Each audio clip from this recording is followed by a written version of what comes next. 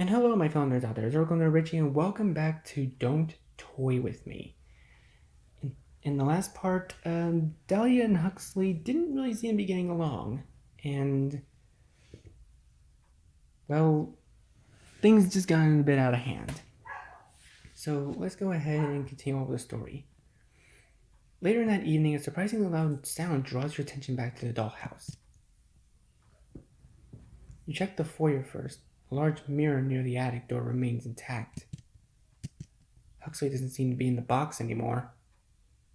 Uh-oh. He must have snuck up back to the attic to sleep. He doesn't seem to be present here either. I really don't like this. And it appears the picture frame in this room is also what was the source of the noise, as it's still in one piece. You already saw into the kitchen from the entryway. It was completely dark. So that leaves... You just had to check Dahlia's room. Though it's unlikely she doesn't have a decorative window, it would be possible to break it, as well as various glass knickknacks. Looks like she is awake, as well as you see a dark shape on her bed. Closer to the bed, you realize there's something lying on the floor. Is the brass night piece? You're putting off the inevitable. You finally move to the curtains to Dahlia's bed and look in on her. Huxley? Oh, shit. You're here already. I kind of expected to see you in the morning. Whoopsie. I guess this is a little awkward for you, isn't it? You look at Dahlia's remains on the bed. One of her glass eyes rests on the comforter. You painstakingly replicated her original one after she was first damaged. Now there isn't even a face to house it. There's only porcelain, but somehow the sight of her head completely disfigured like this still feels horribly cruel. You're probably still looking at her, right? You spoiled her, you know. It's pretty awful of you to put me in this position, but maybe worse for her. I can't imagine someone gets to be in her position without being enabled in some ways. Maybe that's why she couldn't get along with anyone before me. Oh, that's a piece of her face. This guy's an actual asshole. But hey, you have a new favorite now, right? Even if you hate me, I'm the only one now. Or do you only like pretty little dogs? Oh, I didn't do anything to Whisker. I haven't seen him since I got the chess piece from the attic. What do you care anyways? If you liked him, you wouldn't have let Dahlia treat him like a pet. Doesn't matter now, I hope he got out. You're probably going to break me now anyway, right? Better he doesn't have to see that or see her. Oh, we have to make a decision. Oh. Okay, I'm gonna save real quick. Okay, let's go ahead and, because if we break him, I feel like it'll lead to a bad ending. Let's just see what happens if we keep him. It is well and truly tempting to pick the puppet up and pop his little sculpted head right off his shoulders. But what would be the point of that? You'd have nothing left, just an empty dollhouse. You're not sure how you managed to lose control of the situation so quickly. You were only away for a little while. You shouldn't have to watch the house every second of every day and night to avoid these kinds of disasters. You could never stop it when it happened with Dahlia. Of course, you couldn't stop it when it happened to her either. In the end, maybe it is on you for not maintaining a better balance in the household. You can't be sure. You leave the dollhouse alone for now.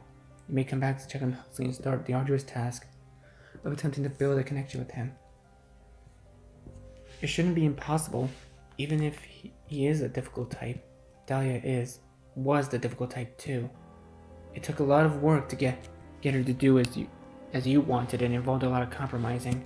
Maybe too much compromising. If you hope to ever introduce new toys to the dollhouse again, you have to hope you've learned from your mistakes with her. The clown caught you off guard this time, but you'll soon be in control once more. Ending 1B, your new favorite. Wait, that's an ending? That's an ending? I thought there'd be more. Okay, I did save it twice, so let's go ahead and see what happens if we just break him. You're sure it wasn't what he wants anyway. Usually take the puppet out of the dollhouse and tear him in half with your hands. His fabric body shreds with minimal effort. What a waste. Dahlia is beyond repair. Huxley was a disaster. The rabbit is completely vanished. You have to start over from scratch. You don't even know if you have it in you at this point. Perhaps you'll avoid choosing such big egos in your next project. It only causes you trouble when they crave to be in control, knowing you're the only one with any control here. Well, say for instances like tonight. Even humans can't control everything. And 1A, you spoil her. Oh. Okay. Wow, okay, so we ended up killing Huxley in one ending and keeping him in the other ending. So let's actually go back to the first important choice. So the first important choice is if Dahlia remains my favorite or if Huxley is winning us over. So let's just see what happens if we say Huxley's winning us over. It would be a lie to say that the clown wasn't grown on you. Though at first you did only bring him to the dollhouse in order to provide Dahlia with some company. He's a funny little guy in his own right. Even if not always through his jokes. You have to start thinking of some ways to make him feel more welcome in the house now that you know Dahlia will be able to get along with him. Things are fairly peaceful in the dollhouse for some time after. You check on the toys from time to time, a little more frequently than you would when it was only Dahlia and Whisker in the house. It's more active than it has been in some time, so there's more to see going on. You decide that you'll be adding some new things for them from time to time to keep up the level of activity. Try that piece in the bottom right there. Whisker leans forward against the table to move one of the pieces of the jigsaw puzzle.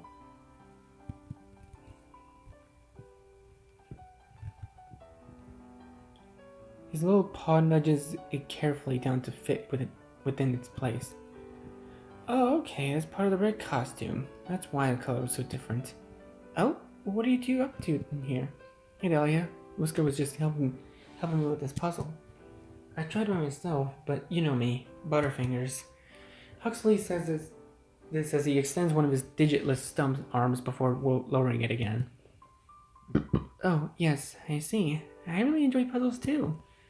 You should have told me. I would be happy to help. You were reading, so I didn't want to bother you about it. Plus, I think Whisker likes puzzles.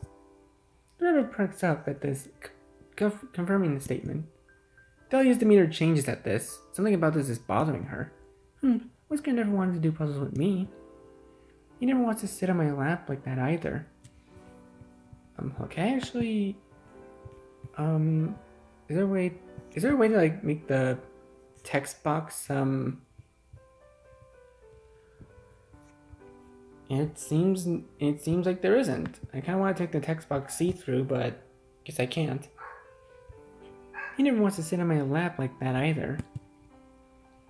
Actually, where did you get this? I don't remember seeing this puzzle before. You haven't? I found it in the foyer today. I assume you left it out. I don't leave my things lying around. It must be new. How odd. The owner always brings new gifts to my attention. I guess it was for me then. I didn't think it's much your style anyway. Dahlia moves closer to the table to look at the illustration of the puzzle's box. Oh, it's a little circus. It features a group of circus performers putting on a show in front of a drably dressed audience. Their costumes are bright and colorful against a muted background. The only full character in the puzzle they've got together so far is the mustached clown with the striped tights. Oh, okay, it's the one on the right over here. Yes, I suppose it would have been fun for you then. Something wrong, Dahlia? You can still put it together with us. Not wrong exactly, but was this the only thing in the foyer? Yeah, I didn't see anything else out of place. Well, you two enjoy your puzzle then, I suppose. I have other things to do. What's up with her, Whisker? You think she's mad at me? I hate guessing games like this. I guess I'll just have to ask her about it later. Dahlia makes her way up to the attic and knocks on the ceiling of the house. Are you up there? I know you had to be here earlier. Oh, okay, hold on. Let me go ahead and save.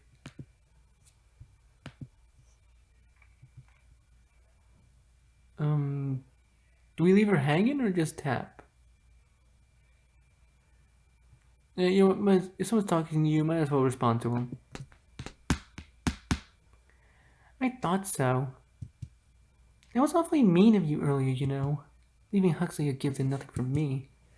Now you have a new toy, you're just going to leave me to gather dust? She's being too melodramatic, but you did somewhat expect this from her. She's never taken well to having to share attention. Though you're a little surprised she's already noticed you giving him attention over a single small gift. He didn't even thank you or give you credit for it, so it's not as though he's going to be seeking your attention out because of a puzzle. Well, since you don't plan on answering me, you should know I'm feeling very cross with you about this. Between leaving me alone in here for so long and then immediately turning your attention to your new friend, I'm feeling very replaced. So I expect you to do something to make this up to me. A fragile body and a fragile heart. A porcelain drama queen exists in the attic. You might consider getting her something as well to cheer her up. But at the same time, you don't want to encourage her to indulge in such dramatics every time you do something with Huxley. And you know she'll catch on if you make it a pattern. For now, you'll just have to ignore this outburst. You leave the dollhouse alone for the rest of the day. The next morning, you decide to check on the group around breakfast time. Luckily, it looks like everyone is relaxed again, as they are spending time together. Okay, so it's a quiche, Huxley, quiche. Are you paying attention, silly? You look ready to fall asleep. I never get up this early. My head feels empty, my body feels boneless. You don't have bones. And I'm not sure if your head is empty or not actually. Do you have a glass eyes like mine? Wait, you're distracting me. I'm trying to get instructions. Sorry, Lady Dahlia. Please continue. Well, I was going to have you dice the vegetables for quiche, but I'd rather not have you holding the knife while you're so tired. Why don't you mix up the eggs for me instead? I'll measure out the other ingredients for you to mix in. You just have to man the mixer. Aye, chef. Easier for me. I'm a klutz with a knife anyways. Ah, right. Butterfingers. Did she take that seriously? The group gets to work on their complex breakfast dish. Dahlia works efficiently as she dices up their various vegetables into little cubes that will suit the size of the dish. She occasionally moves on to check on Huxley's progress, but he seems to have things handled. Whisker hangs onto the clown's back, watching the mixture churning in the bowl and occasionally moving the lever switch when Huxley asks him to.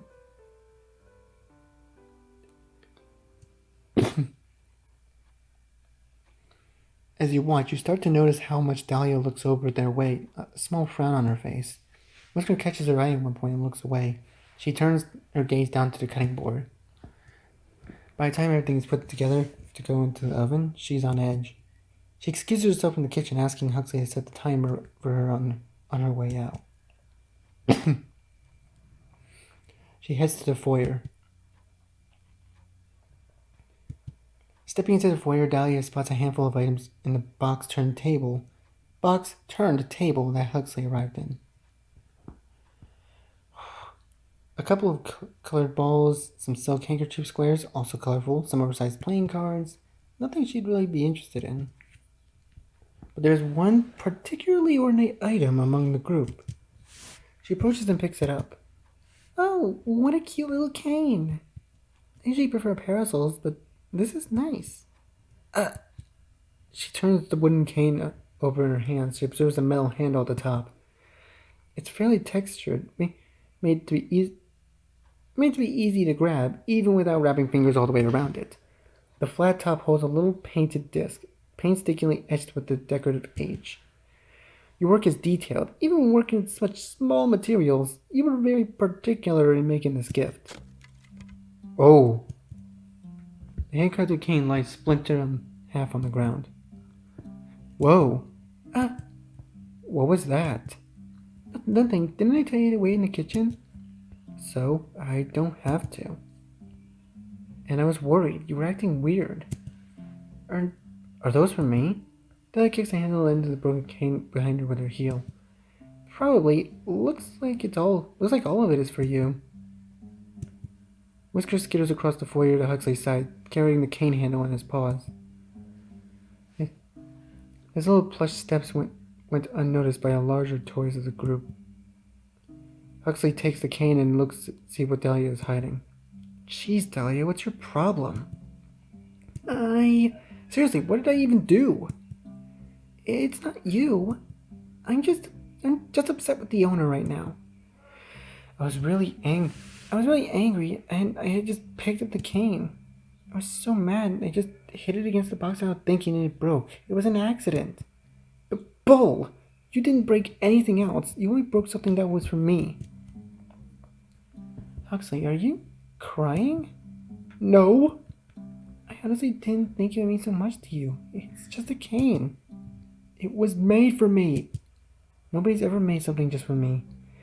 You have so much. But you want to take away what I've got too? It was an accident. You already admitted you thought about it. That's enough. You're very upset with Dahlia for this, and you can see Huxley getting pretty worked up. Best to separate them for now. You put Dahlia where you don't have to look at her for a while. But, oh, they got scared. You put Dahlia away in her room and lock the door. Huxley, who is already upset by this turn of events, is terrified of seeing your hand enter the dollhouse so suddenly. There isn't much else you can do but leave them alone to calm down. Dahlia pounds on the door of her room. You can see her voice cracking as she cries to you, threatens you, says whatever she can think of to absolve any guilt. She just doesn't want to take responsibility for what she did. You decide to leave her in there until you feel less upset about what happened, whenever that happens to be. For now, you decide to focus on making a new gift for Huxley. You hadn't expected him to be so sentimental over it. But knowing now that it's so meaningful to him, you're newly motivated to make something for him that he'll enjoy. If he's willing to accept something like that from you, even with his fear of your physical presence, it's a good first foot in the door to actually bonding with the clown. But what to make? Oh. Okay, there's 3 choices we have here. Okay,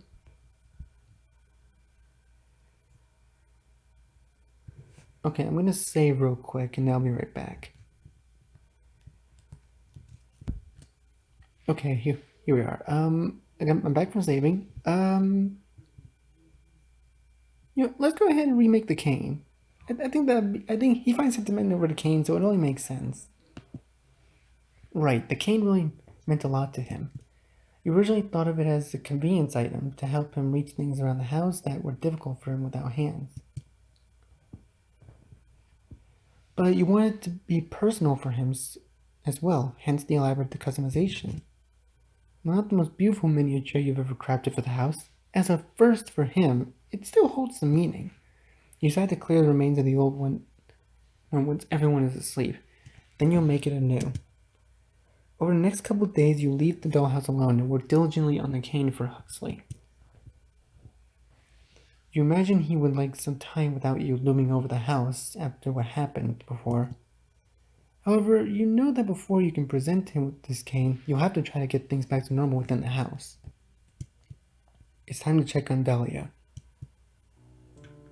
You find her lying on her bed, completely despondent. She's fully dressed, though you can't be sure whether that means she's been getting up every day to get ready or just hasn't changed into her pajamas since you put her here. You unlock the door with a click. She's immediately alert. You're back! I thought maybe you were going to leave me in here forever. I'm sorry for acting out before. I shouldn't have destroyed something that you made. Well, this is a surprise, but you doubt she'll learn much from this, even if she's trying to make up with you now. You should consider my feelings too, though. It's not about the gift specifically. You know that, don't you? Oh boy. Oh, even the owner's up to heels. They're like, oh boy, here we go again. You aren't sure what to do in response to this. She looks ready to burst into tears. You're still pretty cross with her. It doesn't negate your suspicion. She'll only try to get your sympathy, so you forgive her for acting out. She looks up and around the room expectantly. When nothing happens, she slowly sinks. I see. You don't want to talk about it right now. That's fine. It's fine. I should go let Huxley and Whisker know that I'm out again. I suppose talk to Huxley about this. I love you. Please talk to me soon. So I think she sees us like a father or something, like we're like her dad or whatever. I mean, we did create her, I guess. I'm assuming that the person that we're playing as created her. She anxiously hurries out of her room, her posture stiff and her expression full of worry. Just in case you stick around to listen in on her and Huxley. You find the conversation already in progress, but the voices are low and hard to hear. Perhaps Dahlia didn't want you to listen in. I just worry that that's the direction this is going. I don't remember it clearly, but I do have mentions in my journal. I don't think it's out of the question that replacement is what they have on their mind.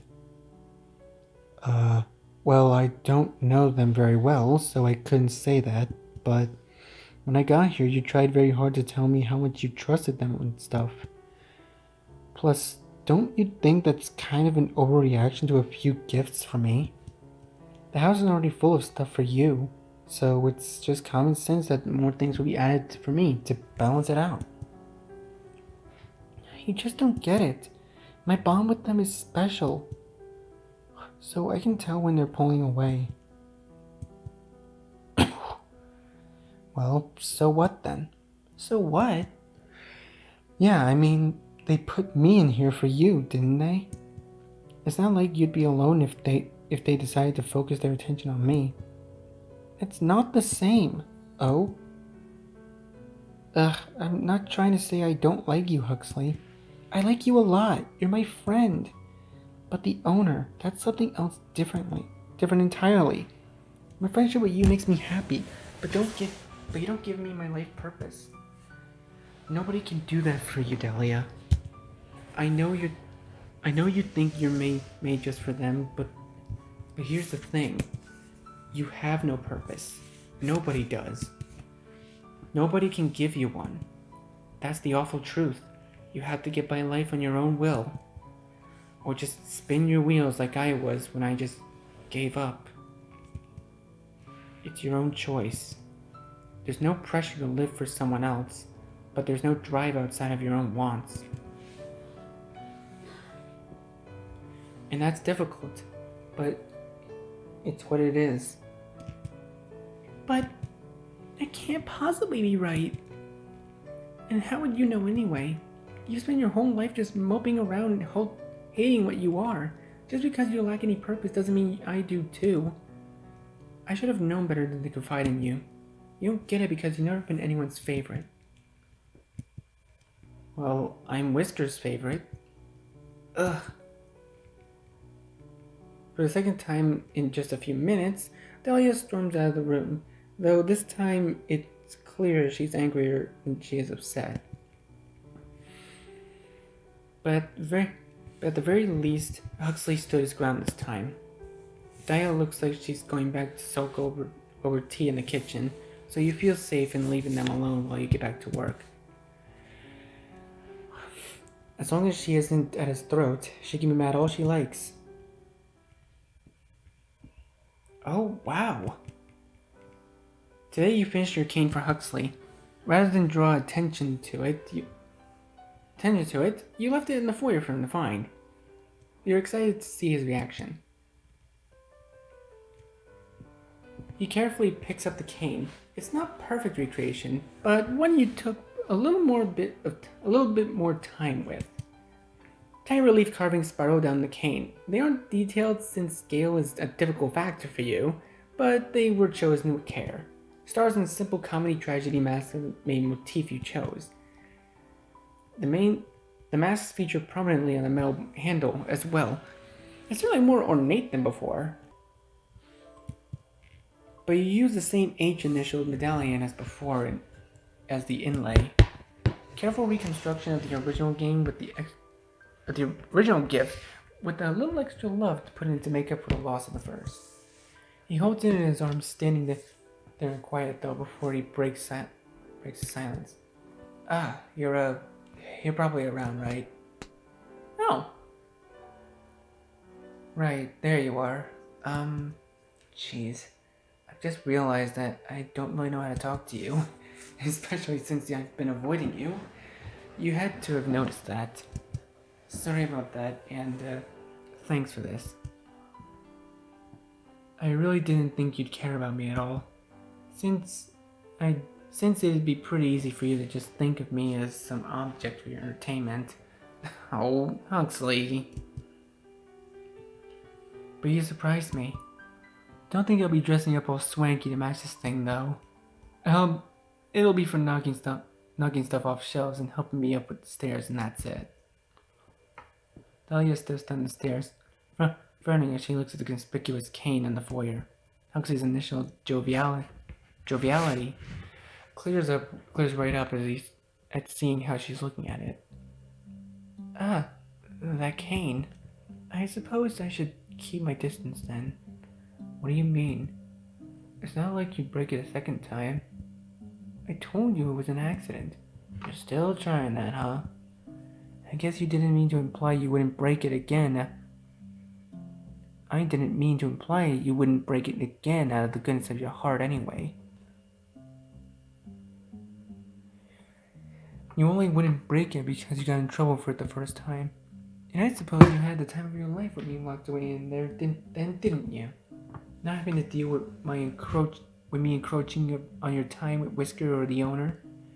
Perhaps I should worry of how you might think up ways to get rid of me for longer than that. You're just trying to get a rise out of me now. How so? It's the truth. Unless you think everything I do should be about you too. I am the only one who hasn't been acting that way over you after all, so I would understand your confusion. Why are you so jealous of me? Jealous? There's nothing to be jealous of. The owner is only giving you the attention because you're a novelty. You're new, and they'll get bored of you. Shut up. And even if they do, whatever. Whisker's my friend. I thought you were too, but whatever. One is plenty for me. At least he cares about me. You never care about anyone but yourself. Whisker quietly enters the room, having heard the commotion and his name being used. He looks especially worried. That's not true. I care about the owner. Or else this wouldn't even matter to me. Because they care about me too. Oh yeah? Then what happened to what you said before about their silence being fine with you? They ignore you all they want as long as they aren't giving attention to anyone else. You're not sure at all about whether they care about you. You're worried they're just a toy to them. Because you put all your worth into getting their approval. You make yourself miserable, Dahlia. So stop coming up with ways to blame me for that. Neither of us have control of what they do. Neither of us can know for sure how they feel. Neither of us can guarantee we're more than just possessions for them. So it's pointless. If you don't want to be my friend, just leave me alone. You sit in silence for a moment.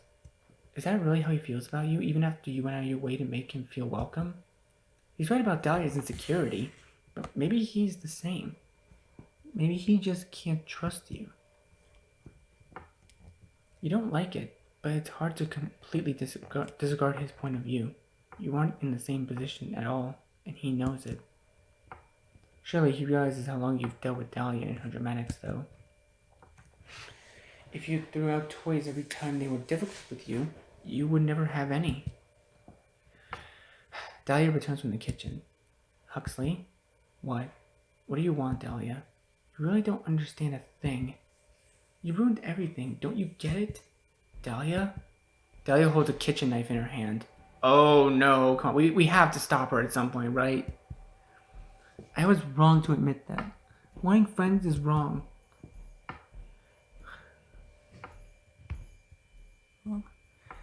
It should have just been us. Even Whisker doesn't need to be here. Whisker is quick to flee.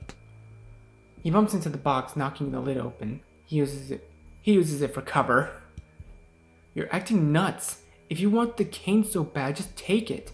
I just won't have anything then. It's better than whatever this is. I don't want the stupid cane. I just want things to be like they were. Dahlia, please. You're scaring me.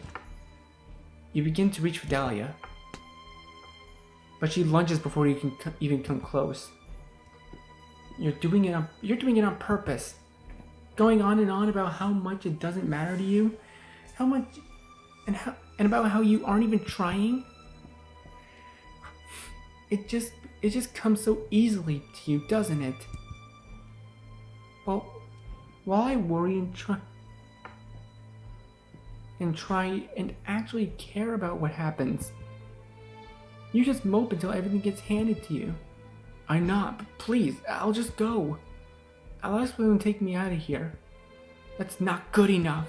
I need to know that you won't come back. Dahlia.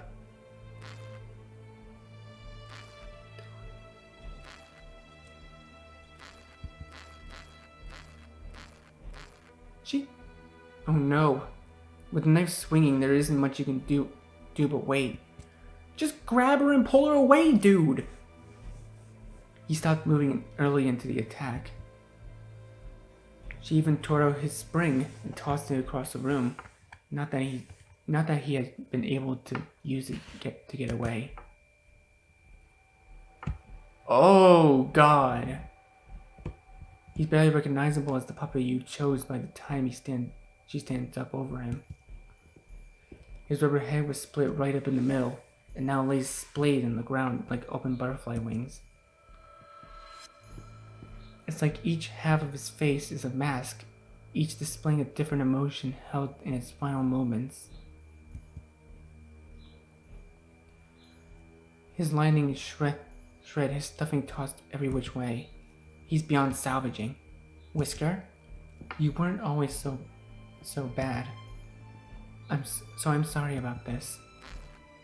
No, not Whisker too. You stepped away from the dollhouse. How did things go so wrong so quickly? We need to find something to put Dahlia in. You can't leave her in there, but you want to pick her up but you don't want to pick her up while she's acting like this.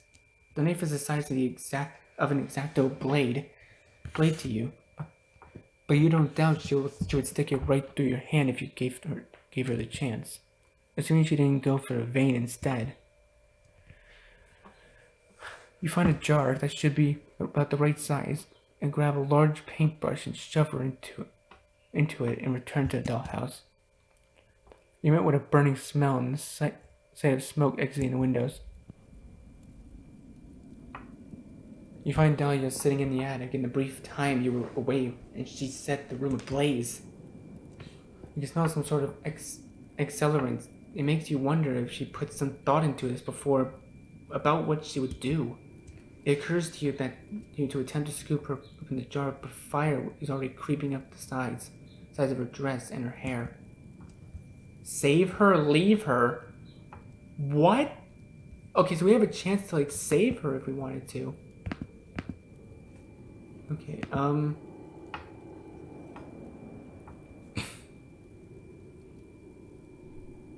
I mean, okay, let's think this over real quick.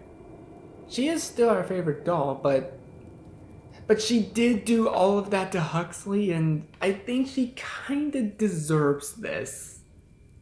She kind of deserves what's coming to her.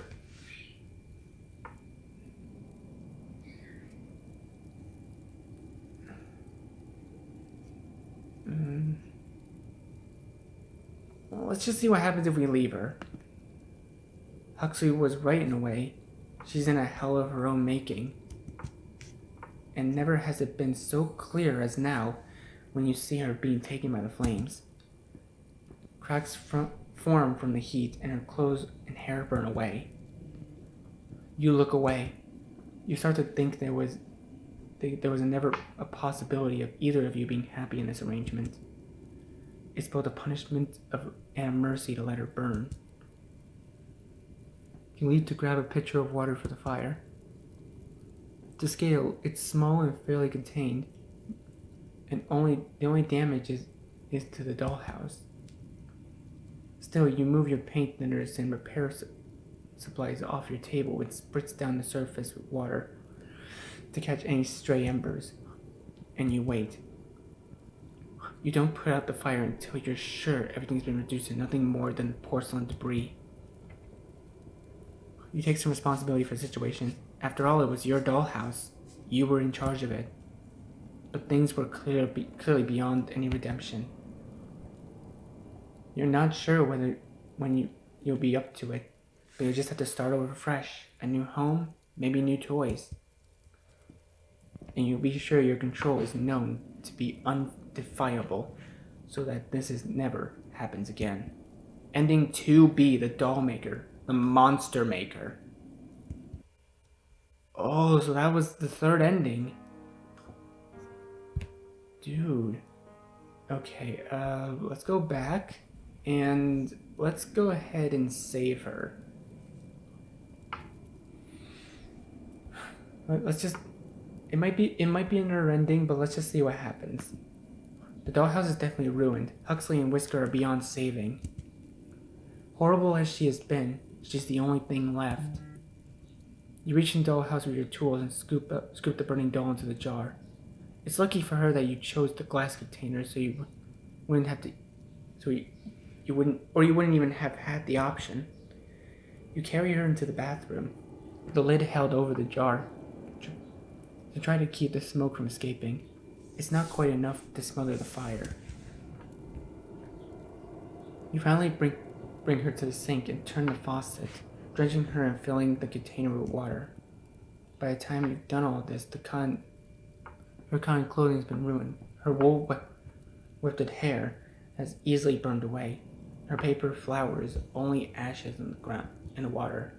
She's naked, charred, and unrecognizable. But she's alive. Try as she might to convince you otherwise by sinking motionlessly to the bottom of the jar. You have to remake her. The damage is extensive. But she's a monster of your making. You'll breathe new life into her, and hopefully this time you'll get it right. Ending 2A, the Princess Ash Puddle.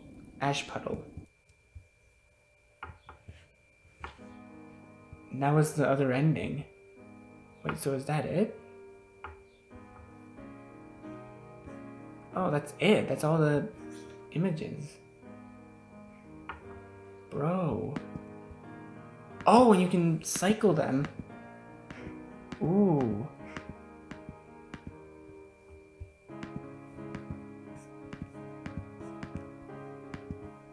Dude. Oh, and they even have a sketch of her lunging at him. Jesus. Who's this then? Oh, it was then when they first met at the tea table. That's cute. Bedroom, entry, kitchen, attic.